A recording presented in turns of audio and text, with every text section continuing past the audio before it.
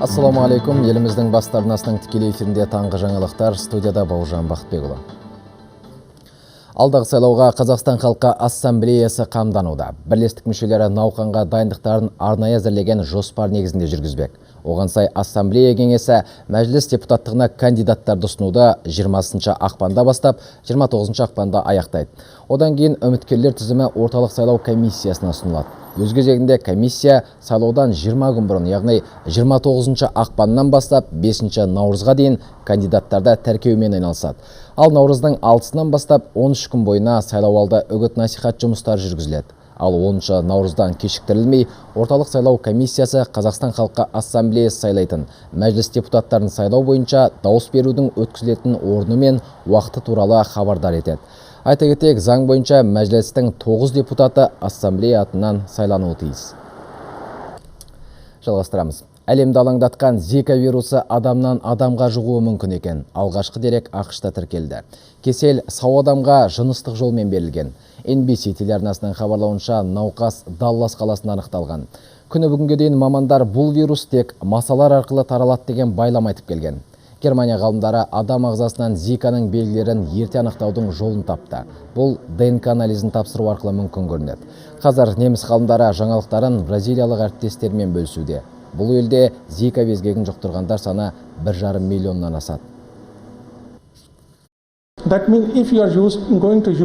Біз ДНК тестін ойлап таптық. Ол Зика вирусының қанда бар жоғын көрсетеді. Қазір дүниежүзілік денсаулық сақтау ұйымымен келіссөз жүргізіп жатырмыз. Біздің компанияда 700-ге жоқ тестілеудің нұсқаулығы бар. Енді біз вирусқа қарсы дәрі жасап шығаруды жоспарлап отырмыз.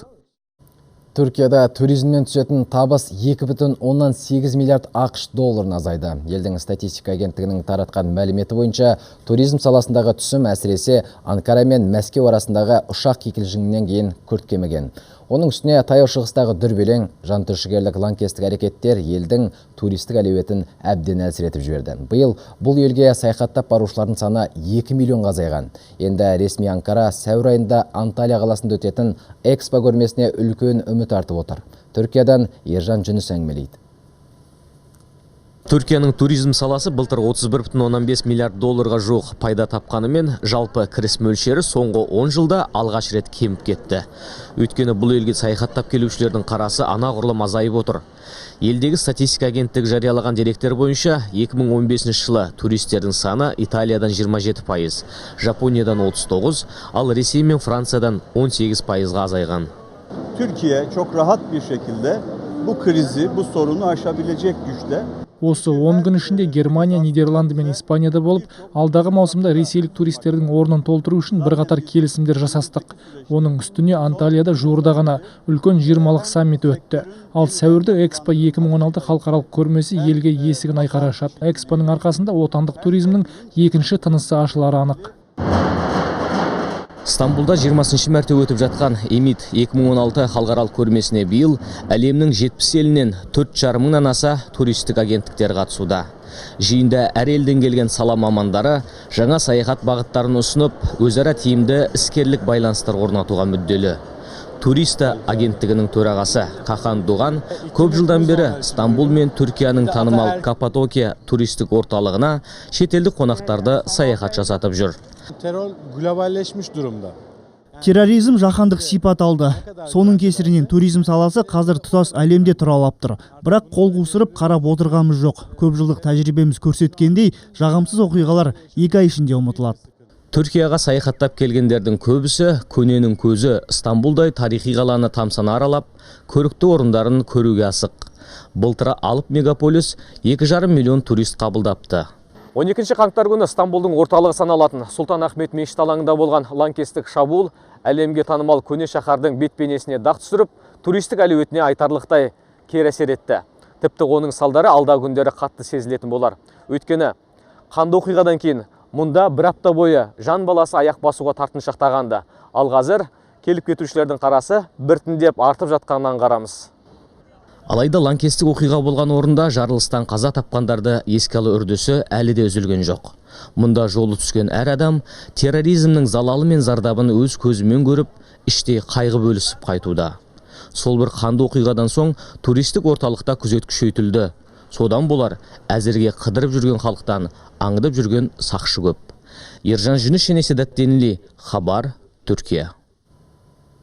Жыл озған сайын елімізде істің көзін тапқан іскер азаматтар қатары көбейіп келеді. Бұл қуантарлық жайт әрине. Шалғай ауылдардың өзінде кәсіпкерлер бизнесін ашып, шаруасын дөңгелетіп әкеткен. Мысалға, Алматы облысындағы Ақсеңгір ауылын атауға болады. 5000 түтіні бар елді мекен тұрғындары мал шаруашылығын мықтап қолға алған. Дені сыбаға, алтын асық секілді мемлекеттік бағдарламалардың шапағатын көргендер.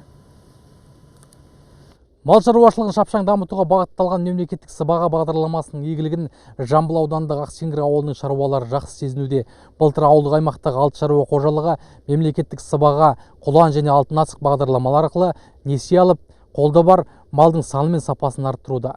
Қазір малдың еті мен сүтін, жүні мен терісін өткізуде өңірдің өзге де кәсіпкерліктерімен байланыс орнатуда.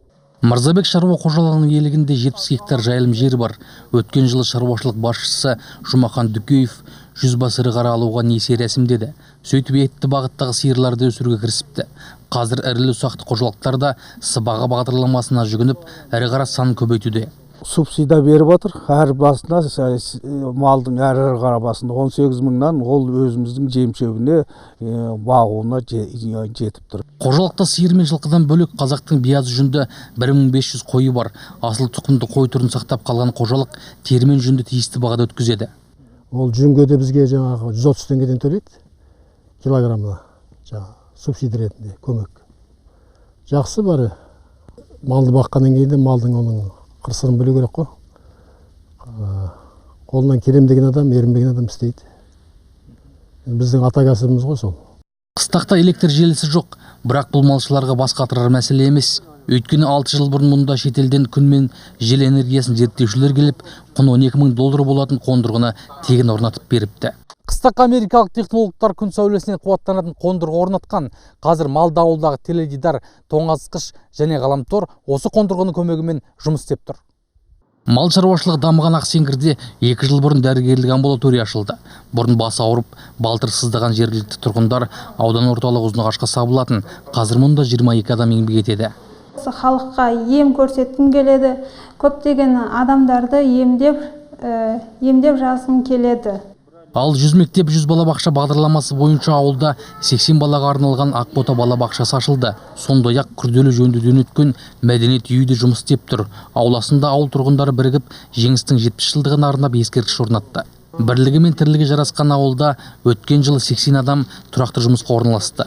Енді биыл көктемде ирандық инвесторлар ауылдық аймақта тауарлы сүт фермасын салмақ ниетте. Алмас Садуақас, Нұрдәулет Жақсыбай, Хабар, Алматы облысынан.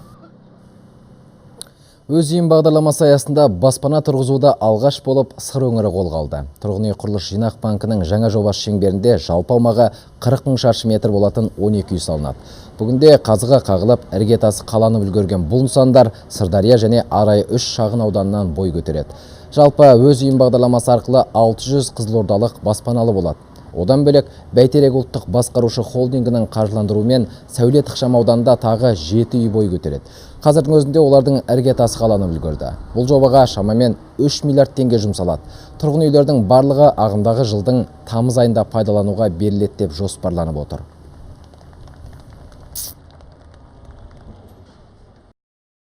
Енді қазіргі таңда бізде Қызылорда қаласында тізімде тіркеліп тұрған 17 мың үстінде халық. Енді ана жылда да осы тізімде тұрған халықтың 15%-ға дейін халық осы баспаналы болды. Биылдыққа да сондай жоспарлап осы Қызылорда қаласының халқы баспана болады деп жоспарланып отыр. Әзірге айтарымыз осы. Түскі жаңалықтарымыз 13:00-де.